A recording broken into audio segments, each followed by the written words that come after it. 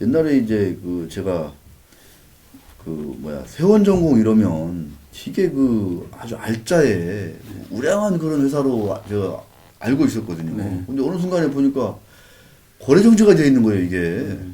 그래서 내가 야, 이건 뭐야? 봤더니 이제 우리 저기 저 한국산 기자가 막 작년 저 7월인가 막 큰 기사도 쓰고 그래가지고 봤더니 와, 여기 나중에 한번 좀 뭐 검색해 보시면 충분히 알 텐데 그 어마무시한 그 알짜 아주 우량한 중견기업 회사가 어떻게 하여 이렇게 거래 정지, 배임 혐의로 뭐 피소되고 그것 때문에 이제 거래가 정지되는 이런 참 그 암담한 상황에 이르렀는지 이런 것들이 쭉 나오던데 야 근데 여기는 사실 부실 회사도 아니고 무슨 코스닥에 뭐 잡주들이 뭐 이렇게 손대는 그런 회사도 아닌데 어쩌다가 이렇게 우량한 기업들이 거래 정지돼 가지고 지금 대주주들 지배주주뿐만 아니라 이제 소액주주들도 야 자칫하다가는 좀 막대한 손실이 좀 불가피하겠다 뭐 이런 생각이 드는데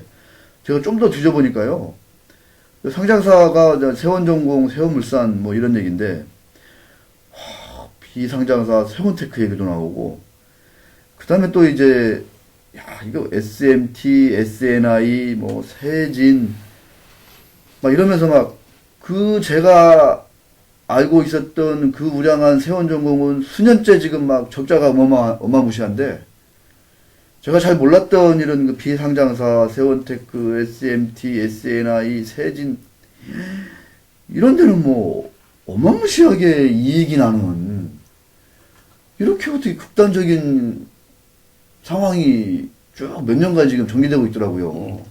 그 거기가 이제 응? 아들이 3명이죠. 아들이 3명이어서 이제 회사가 SMT, SNI, 세진 3개가 등장하고 그 방식을 조금 설명을 드리면 거기는 이제 현대자동차, 기아자동차가 이제 해외로 중국 공장, 이제 미국 공장을 만들면서 미국에는 세원 아메리카, 중국에는 황화세원 뭐 이렇게 해서 해외 이제 계열사를 만드는 겁니다. 이제 그 회사들은 해외 공장에서 1차 밴더 역할을 하는 거죠. 네. 세원전공, 세원물산, 세원테크처럼 1차 밴더 역할을 하는데 그걸 이제 2차 밴더들로부터 부품을 한국 내에서 공급받아서 이제 세원 아메리카가 받아서 공급하고 거기서 해야 이제, 되고 또 중국에서도 마찬가지로 하게 되는데 그 거래 단계에 이제 SNI, SMT, 세진이 이제 끼어드는 거죠. 이때 뭐 CKD 방식이라고 해서 뭐 2차 국내에 있는 2차 밴드들한테 부품을 사 모아서 그거를 일정 단위로 포장을 해가지고 이제 미국으로 보내는 거죠. 이렇게 하는데 근데 그 과정에서 이제 어떻게 이익을 얻느냐 이게 문제가 된 거죠. 이제 검찰에서 기소가 된 거는 그 과정에서 이제 뭐 예를 들면 세원 아메리카 같은 경우 직접 그냥 공급받으면 되는데 이렇게 이제 자녀들 회사를 끼워넣어서 거기서 중간에 이익을 가져갔기 때문에 이제 그런 피해 회사를 3개 회사로 특정을 돼 있는데요. 세원테크, 세원전공, 세원물산 여기서 이제 피해를 입었다고 봐서 이제 기소가 됐죠. 야, 근데 이게 보니까 업무상 배임 혐의로 이제 기소됐는데 그 규모가 무려 4,200억. 야, 저 사실 이걸 잘 몰랐었거든요, 제가. 근데 이 회사들이 이제 신기한 거는 이제 아까 말씀하셨던 것처럼 설립된 지는 얼마 안 됐죠. 근데 직원 수도 얼마 안 돼요. 한 im원 직원 다 합쳐서 한 30명 내외. 근데 이익률, 영업이익률이 30% 내외예요. 요새 자동차 산업이 그렇게 불황이라는데. 당기순이익도 거의 30% 내외예요. 근데 이제 세원테크, 세원전공, 뭐 세원 아메리카 그런 실제 이제 거래를 하는 그 회사들은 영업이익이 1%대 혹은 손실. 세원 아메리카도 손실. 거기도 뭐 부채가 오히려 더 자산보다 많은 그런 상황이 되기도 했고요. 좀 의심스럽죠. 의심스러운 상황이고 뭐 그래서 검찰이 기소를 한 상태이기도 하고요. 야, 아까 말씀드렸듯이 그 김밥집의 그 어떤 그 일감 몰아주기 이런 거는 웬만하면 검찰 입장에서도 쉽게 기소하지 못하는 그런 게 상황인데 뭔가 좀 이제 정황이 좀 있으니까 이제 그렇죠. 세원그룹도 원래는 몇 해 전에는 검찰 불기소를 했었어요. 아 여기 그 우리 황 기자 쓴 거 보니까 불기소했다가 이번에 불기소했다가 이제 다시 이제 뭐 우여곡절이 있었던 것 같은데 어쨌든 네. 다시 이제 그나마 기소가 된 경우죠. 네. 근데 이제 사실 제가 좀 아찔한 게 뭐냐면 세원전공이라는 그 어마무시한 회사는요. 여기 이제 피델리티 쪽도 이제 지분을 100만 주, 10% 가지고 있더라고요.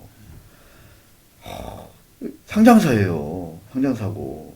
근데 이제 최대 주주 및 특수관계인 지분이, 지금은 물론 이제 거래 정지 중인데, 지배주주 지분이 46.64%, 50%가 안 돼요. 말씀드린 대로 이제 피델리티가 10% 가지고 있고, 이걸 포함해서 비지배주주, 일반 주주들 지분이 무려 이제 53%에 이르는 회사거든요. 근데 이게 지금 거래 정지되어 있는 상태예요.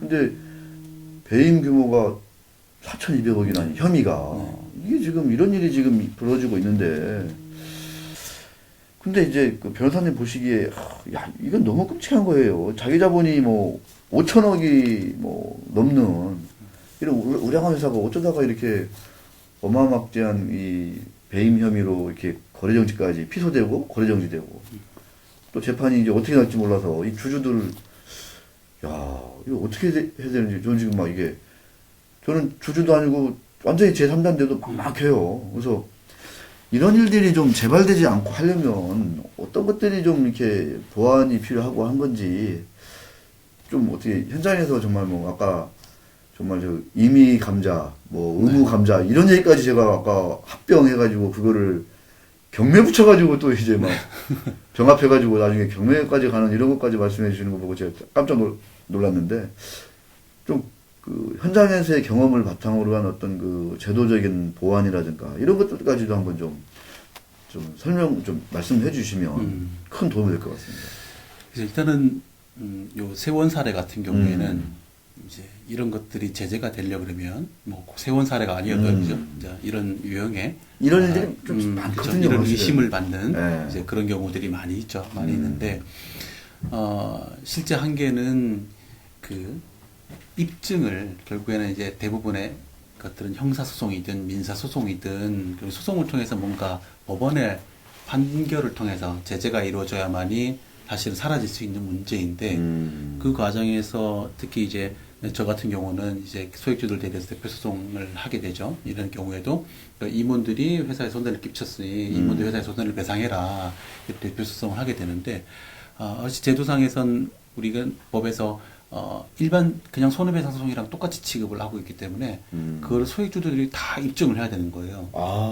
근데 이게 현실은 쉽지 않은 거죠. 이걸 어떻게 입증을 하겠어요? 그 자료에 접근할 수가 없잖아요. 그러니까요. 그러니까 그래서 미국 같은 경우 디스커버리 제도든 그래서 충분히 이제 입증할 수 있는 어떤 창구를 제도를 마련해 주지만 정보를 공개해라. 한국에서는 그렇지는 않죠. 그러다 보니까 징벌적 손해배상제도 이런 것도 당연히 마련되어 있지도 않고요. 그래서 이거는 소송상에서 제도상의 문제점들은 참 많이 있습니다. 근데 제가 현업 변호사라고 하다 보니까 그 얘기를 하기 좀 조심스러운 것 같고요. 근데 또 한편에서 이제 아까 말씀드렸던 그런 전 또 한편 가장 큰 문제가 그런 가치평가의 문제. 가치평가의 문제. 그래서 그래도 여기는 제도상으로는 마련이 돼 있지만 아예 제도가 없는 게 있는 거거든요. 가치평가. 비상장 주식 가치를 평가하는데 여기서 어떻게 평가를 할 거냐. 고무줄이다. 그렇죠. 일단은 법상으로는 상속세매 증여세법에서 일정한 방법론은 있어요. 방법은 정해져 있긴 합니다. 그걸 근데 꼭 그거를 채택하는 건 아니죠. 그런 건 아니죠. 또 그리고 현금 흐름 할인법이랑 이건 법은 아니고 어떤 현금 흐름 할인 방식인 거죠. 방식인데 이걸 우리 증권발행 공시 규정에서 허용을 하고 있는 거죠. 이걸로 평가하는 방법을 허용을 하고 있는데, 그러면 이제 회계법인들이 다 이 역할을 하는데, 이 평가인 역할을 하는데, 그게 제대로 이루어진 평가인지에 대해서 사후적으로라도 관리 감독을 하고 제재를 하고 조사를 하고 이런 것이 마련이 돼 있어야 되죠. 사전적으로는 어느 정도의 기준이 마련돼 있어요. 근데 일단 첫 번째 사전적으로 하는 기준은 지금 너무 추상적으로 돼 있기 때문에 사실상 기준이라고 보기도 어려운 거고요. 두 번째 이제 사후적으로도 감독이 돼야 되는데 우리 회계법인들이 외부감사에 대해서는 회계감리 제도가 마련이 돼 있죠.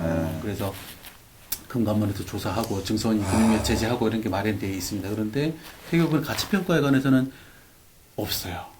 그냥 할 수 있는 거는 심의 부당하면은 이제 그거를 나중에 그 평가 업무를 제한하는 정도밖에 없는 거지. 그래서 저는요, 이 공정거래위원회가 있잖아요. 네네. 그래서 지금 공정거래위원회도 필요한데, 사실 좀 더 어떻게 보면 포괄적인 의미에서는 공정가격위원회도 필요한 거 아니냐. 저는 이제 사실 이제 그런 데가 막 이렇게 얘기도 하고 그랬었는데 사실 뭐 멀어 보이긴 한데 왜냐면 다들 그 가격에 대해서 논란도 많잖아요. 어떤 그러니까 이제 원래 회계사 제도가 네. 외부 감사를 위해서 탄생한 거죠. 자본시장의 파수꾼 네. 기대를 하면서. 근데 이제는 보면 그 외부 감사를 하는 역할만큼 커진 것이 이런 가치 평가를 하는 거거든요. 기업의 가치 평가. 가치 평가. 네. 근데 그런 것들이 그래도 외부 감사를 하는 거에 대해서는 어느 정도 제도적인 규율이 있지만 가치 평가에 대해서는 이 비중 자체가 회계법인 역할이 엄청나게 커진 상황인데 거기서 규율하는 건 전혀 없는 거나 다름없는 상황이어서 여기에 대해서 감독하는 기구, 제도, 처벌하는 규정들, 형사처벌, 민사손해배상하는 것들 이런 것들이 반드시 마련이 돼야 되는 거고요. 네. 그리고 또 이제 아까 말씀드렸던 것처럼 우리 강제로 이제 쫓겨나는 상황, 주주들이 최종 단계에서 강제로 쫓겨나는 단계. 이건 진짜 정말 시급한 문제인데 지배주주 주식 매도 청구권 제도가 아까 있던 95% 이상 지배주주가 있을 때, 쓰면 네. 그럴 때는 쫓겨날 때 법원에다가 금액을 정해달라. 우리가 협의가 안 되는데 그래서 나는 법원이 얼마, 정해라. 법원이 정해라 하는 제도가 마련이 되어 있어요. 그럼 법원을 통해서 소송을 통해서 어느 정도는 해결할 수가 있어요. 우리가 테리페이퍼 사례에서처럼 그렇게 회사 제시금액보다 훨씬 더 이제 금액이 올라갈 수 있게 된 것처럼 하는 그래도 그나마 이제 마련이 돼 있는데 아까 말씀드렸던 주식 병합 이런 사례들 경매. 네. 제대로 가치 평가를 받지 못하고 그냥 쫓겨나야 되는 경우가 많이 있는 거예요. 그래서 저희가 더돈다스 사례 같은 경우에서 수익주주분들하고 이제 기투합해서 병합 무효 소송을 제기했어요. 감자 무효 소송을. 그런데 이 회사가 이제 100대 1 병합을 해서 주식이 뭐 한 주가 1,000만 원대 막 이렇게 만들었거든요. 근데 그 과정에서 회사가 감자 목적으로 주식이 병합을 한다 그러는데 실제로 감자된 금액은 뭐 2만 몇천 원밖에 안 되는 거예요. 자본 감소를 한 거는. 그러니까 실질적으로는 소수를 쫓아내기 위한 거고 본인도 소수를 쫓아내기 위한 거라고 했어요. 근데 이게 사실은 지배주주 매도 청구권 제도를 만들어 줬잖아요. 그럼 그걸 이용을 해야 되는데, 예, 해야 되는데. 탈법을 하는 거죠. 그걸 지배주주 매도 청구를 행사할 수 있는 상황을 안 되는데도 똑같은 효과를 누리는 거죠. 그러니까 우리 법은 강제로 주식을 매수 쫓아내보내려면 지배주주가 돼서 지배주주 매도 청구권 제도를 행사해라. 매수 청구를 행사해라. 어떤 이런 제도를 만들어 놓은 셈인데 95%도 안 되는데도 그냥 주식 병합해서 사실상 쫓아낼 수 있는 게 되는 거죠. 그러면 우리가 상법 개정해서 지배주주 매수 청구권 제도를 만들면 그럼 이렇게 편법으로 그동안 하고 있던 것들은 못하게 막았어야 되는 거예요. 근데 지금 그건 제도는 안 돼 있고 그러니까 이제 저희가 소송해서 이제 이렇게 해서 편법적인 행위고 강제로 쫓아내보는 거고 그동안에 우리가 제대로 보호도 못 받고 이런 문제가 있으니 여기에 대해서 이런 병합 결국은 탈법적인 행위고 소수주주들의 재산권을 침해하는 거니까 중대하게 침해하는 건 무효다 이런 주장했는데 뭐 대법원까지 갔지만 안 받아들여졌어요. 근데 이런 식의 100대 1 그전에는 1000대 1 주식 병합도 이것도 다 결국은 우리 법원에서 해도 된다라는 거거든요. 지금 상황에서는 100대 1 병합, 1000대 1 병합해서 강제로 쫓아내고 나머지 단주 처분하는 것도 법원을 통해서 결정하는 게 아니라 그냥 뭐 경매에서 할 수 있는 이게 지금 우리 제도상으로 다 허용되고 있는 거예요. 이게 타당한 거냐? 강제 쫓아낸다 그러면 우리 사유재산 제도를 보호를 해줘야 되나요? 재산권 보호해라. 재산권의 근본적인 권리는 유지를 해줘야 될 거 아니에요. 최소한 그 제대로 된 평가를 받을 수 있는 제도라도 기회라도 마련이 돼 있어야 될 거 아니에요. 그냥 나가 강제적으로 나가 그럼 나가야죠. 가격은 그 지배주주가 일방적으로 정해버리고. 그거는 이제 거기서 또 평가를 하니까 그러니까요. 이제 사실상 뭐 그렇게 할 수 있죠. 네. 제도상에 문제가 많이 있습니다. 그래서 이런 제도들을 이제 우리가 계속 어떤 제도에 문제점이 있고 어떻게 개선해야 되는지 계속 얘기를 하고 목소리를 내고 힘을 키워서 좀 우리가 실제 제도를 변경하는 데까지 가야 되는 거고요. 네. 야, 참 그런 소송들 참 그런 이 현실에서 뭔가 이 주주 대표 소송을 이렇게 한다는 게 사실은 만만치 않은 것 같습니다. 아주 험난하죠. 오, 야, 느낌이 확 옵니다. 이제 또 그런 것도 있지 이제 뭐 참 너무 현실적인 얘기는 합니다만 이제 그런 대표 소송하는 소수주들은 그러니까 좀 힘없고 돈 없는 네. 조금 그런 소수들인 거고 저쪽은 이제 목숨 걸고 지키는 재산 많은 사람들인 거고 그러면 이제 그래서 보통 이제 유력한 법무법인들이 이제 회사 쪽으로 등장하고. 예, 등장해서 뭐 제가 보기에도 뭐 전력 투구를 하는 것 같더라고요. 근데 참 그런 이제 기회를 이제 소수들 쪽에서는 뭐 소수주주나 그걸 그 소수들을 대리하는 변호사들이 결국에는 나름의 희생을 해서 이제 그런 걸 수행할 수밖에 없는 건데 그럼 제도상으로라도 그러니까 진짜 현실적으로는 상당히 기울어진 운동장이 될 수밖에 없는 거예요. 모든 자료는 다 거기 있잖아요. 모든 자료는 다 거기 있고 맞아요. 할 수 있는 물적 바탕도 다 그렇게 돼 있고 그러면 이거를 소송 제도상으로라도 제대로 이쪽에서 뭔가 할 수 있는 증거를 입수할 수 있게 하고 뭐 이런 것도 마련이 돼 있어야 되는데 지금 하고 있는 거는 그냥 이기면 소송 비용만 회사가 내줘라 요거 말고는 없는 상태예요. 그거 하고 이제 인지대 소송 낼 때 인지대를 이제 예를 뭐 100억 청구하면 인지대가 만만치가 않죠. 이게 한 100억이면 한 4천만 이렇게 될 텐데 그걸 이제 줄여줘야죠. 줄여주고. 예, 그건 몇십만 원, 그 두 가지 정도만 이제 제도상으로 보호를 해주고 있는 거고 나머지는 마련이 되어 있지 않은 셈이죠. 제가 볼 때는 자본시장법이라든가 뭐 상법 이런 걸 전담하는 뭐 경제법원 뭐 이런 거 좀 별도로 좀 저 사법부 내에 좀 둬야 되는 거 아니냐 이런 생각도 좀 많이 들고. 지금은 뭐 기업 전담 재판부들이 네. 이제 마련이 돼 있어서 거기서 주로 담당하긴 하죠.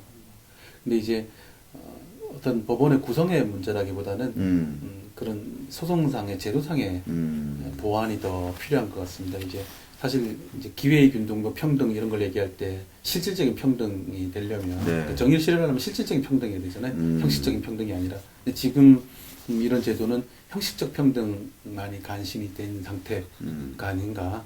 실질적 평등을 하기 위해서는 오히려 이렇게 대표 소송을 하는 소수주들이 하는 그 어느 정도 만약 그것이 전혀 말도 안 되는 걸 한다 그러면 아니겠죠. 그럼 뭐, 그런 건 네. 아니겠죠. 그렇지만 어느 정도 그것이 타당한 주장인 거고 합리적인 요구라면. 기회를 줄 수 있는 그 정도 수준이라 그러면 거기에 대해서는 어떤 그게 합당한 무기를 소송상의 무기를 마련할 수 있는 그런 제도상의 보완, 실질적 평등을 구현할 수 있는 우리가 그런 그림 있지 않습니까? 왜 담장에서 이제 그 너머를 보는 어른과 있고 청년이 소년이 있고 아이가 있을 때 똑같은 높이의 의자를 줘서는 그냥 형식적 평등만 해서는 안 되죠. 안 되는 거잖아요. 네. 그 높이에 맞는 같이 담장 넘어서 그 경기를 볼 수 있는 의자 높이를 달리해서 주는 그 실질적인 평등을 구현하듯이 그런 제도가 이제 마련이 돼야 되지 않. 그리고 그게 결국에는 우리 자본시장을 더 정의롭게 하는 그러니까요. 거고, 우리가 더 희망을 갖고 코리아 디스카운트를 없애는 거고. 네.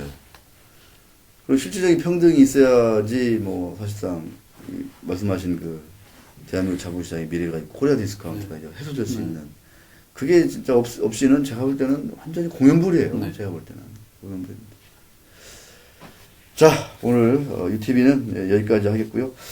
이런 거 관련해서 뭐 나중에 혹시 이제 뭐 아주 좀 이렇게 의미 있는 재판이 있거나 소송이 있으면 뭐 가끔씩 한번 나와주셔가지고 한번 좀 소개도 해주시고 그러면 참 좋을 것 같습니다. 네, 뭐 그동안에 이제 사실 이런 기회가 네. 마땅치가 않았었는데 어떻게 보면은 네.